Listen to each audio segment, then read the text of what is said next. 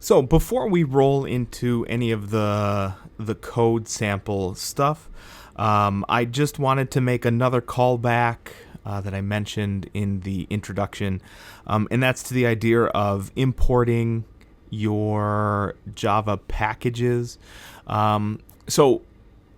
This is a bit of a long con on what has to happen here. What I'll tell you is much later on, what we will do is we will develop a package for export, which means that we will actually create an object that we can take from one library to another. And we're going to see that much later on down the line. But for right now, you've actually seen these package import statements before. It's part and parcel of everything we've been doing. So every time we use the scanner, so we need to get a keyboard input, we would do an import java.util.scanner. And we have actually seen this explicit and wildcard import statements. We've done this before, where these are the explicit import statements. So import java.util.scanner, import java.util.random. We have done both of those, but we have also seen this where we use the wildcard. So java.util.wildcard.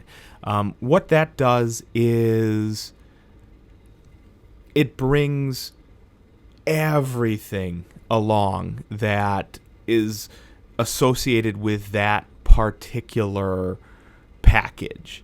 So it doesn't necessarily affect performance of a program if we're doing it locally. However, I will just make a concession, I suppose, to what happens in Replit is when you do the java.util.wildcard, it does increase, and sometimes it does increase significantly, the amount of time it takes for your Java applet to compile and run. So it's just something to be aware of. I'm not sure, you're going to have a ton of need to be able to do it.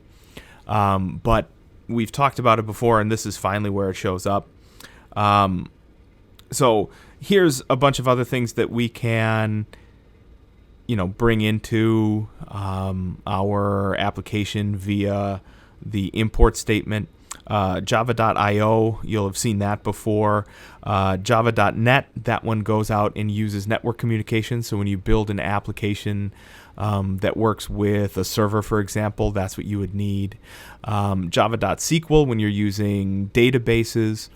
Java.text, actually, in the unlikely circumstance that a 241 course actually runs here on campus. That's one of the kinds of formatting things that we'll see in Java 241.